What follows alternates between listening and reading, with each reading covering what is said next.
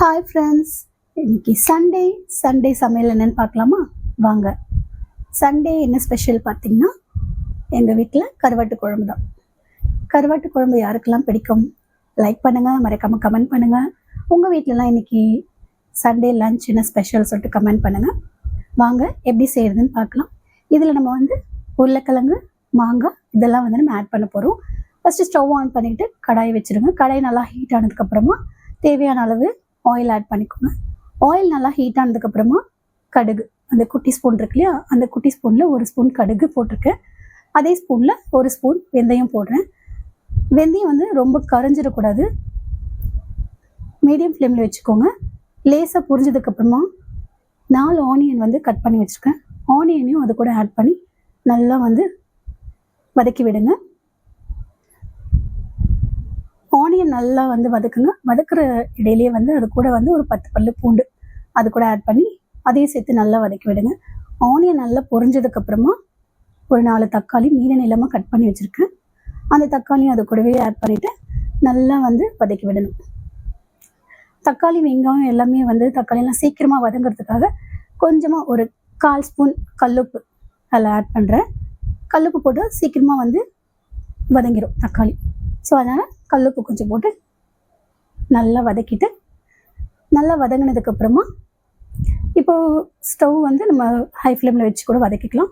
நல்லா வதங்கினதுக்கப்புறமா கட் பண்ணி வச்சு உருளைக்கிழங்கு, தோல் சீவி கட் பண்ணி வச்சு உருளைக்கிழங்கு அது கூட ஆட் பண்ணி அதையும் ஒரு 2 மினிட்ஸ்க்கு நல்லா கிளறி விடுங்க, வதக்கி விடுங்க. அதுலேயே இதுவும் நல்லா வதங்கினதுக்கப்புறமா இது கூட ஒரு 1/4 ஸ்பூன் மஞ்சத்தூள், இது கூடவே ஒரு 2 ஸ்பூன் மிளகாய்த்தூள், ஒரு 2 ஸ்பூன் மல்லித்தூள்.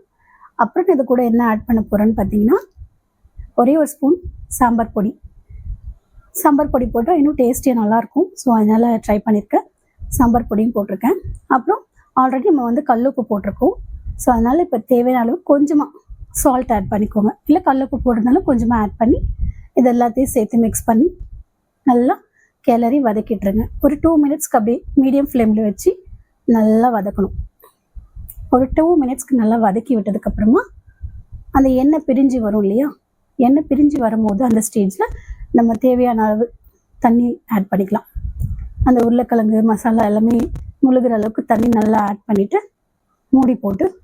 மூடி நல்லா கொதிக்க விடுங்க. ஹை ஃப்ளேமில் வச்சுட்டு ஒரு 5 மினிட்ஸ் நல்லா கொதிக்க விட்டிங்கன்னா உருளைக்கிழங்கு கொஞ்சம் பாதி வெந்துடும், முக்கால்வாசி வெந்துடும்.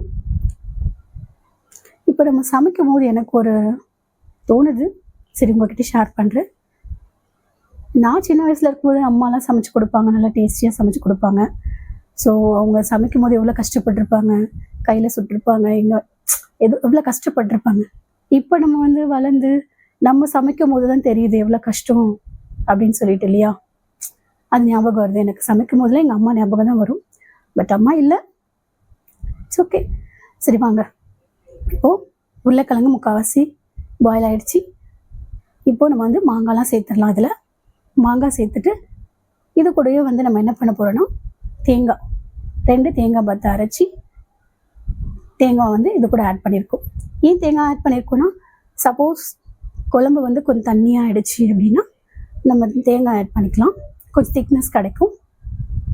2 தேங்காய் பத்தை அரைச்சி இது கூடவே மாங்காய் போடுறப்போ தேங்காயும் அரைச்சி இது கூட ஆட் பண்ணிக்கலாம். இதை மூடி போட்டு ஒரு 5 மினிட்ஸ் நல்லா கொதிக்க விடுங்க, ஹை ஃப்ளேமில் வச்சு. அதுக்கப்புறம் பார்த்திங்கன்னா எல்லாமே பாயில் ஆகிடும். மாங்காய், பொட்டேட்டோ, அதை உருளைக்கிழங்கு எல்லாமே பாயில் ஆகிடும். லாஸ்ட்டாக என்ன பண்ணணும்னா, நம்ம இறக்குற ஸ்டேஜில் நெத்திலி கருவாடு தான் நான் கருவாட்டு குழம்பு செய்கிறேன். அந்த கருவாடு போட்டு நெத்திலி கருவாடை நல்லா வாஷ் பண்ணி எடுத்து வச்சுருக்கோம் இல்லையா, அந்த கருவாடை கொஞ்சம் கொஞ்சமாக அதில் ஆட் பண்ணி ரொம்ப கிளறி விட்டுறக்கூடாது. சும்மா லேசாக நம்ம கிளறிட்டு மூடி போட்டு ஸ்டவ் சிம்மில் வச்சு மூடி வச்சுருங்க. ஒரு 5 மினிட்ஸ் இல்லை 4 மினிட்ஸ் சீக்கிரமாக கருவாடெல்லாம் வெந்துடும். இப்படி நல்லா இது பண்ணி ரொம்ப ஸ்பீடாக கிளறிடாதீங்க. மேலாப்பில் கிளறிட்டு மூடி போட்டு சிம்மில் வச்சு ஒரு 5 மினிட்ஸ் விட்டிங்கன்னா கருவாடை நல்லா வெந்துடும். அதுக்கப்புறம் கருவாட்டு குழம்பு ரெடி ஆகிடும். சண்டே ஸ்பெஷல் மாங்காய், உருளைக்கிழங்கு, கருவாடு போட்டு கருவாட்டு குழம்பு. செம்ம டேஸ்டியாக இருக்கும். நீங்களும் செஞ்சு ட்ரை பண்ணி பார்த்துட்டு கமெண்ட்லாம் சொல்லுங்கள் மறக்காமல். நம்ம இது வந்து சாப்பாட்டுக்கும் வச்சுக்கலாம், இட்லிக்கும் சூப்பராக இருக்கும், தோசைக்கும் நல்லாயிருக்கும். வீடியோ பிடிச்சிருந்ததுன்னா மறக்காமல் லைக் பண்ணுங்கள், என்னோட சேனலுக்கு சப்ஸ்கிரைப் பண்ணிக்கோங்க, அப்படியே பெல் பட்டனை கிளிக் பண்ணிக்கோங்க. அப்போ தான் நான் போடுற வீடியோஸ் எல்லாமே உங்களுக்கு நோட்டிஃபிகேஷனில் வரும். இதே மாதிரி இன்னொரு வீடியோவில் பார்க்கலாம். டாடா, பாய்.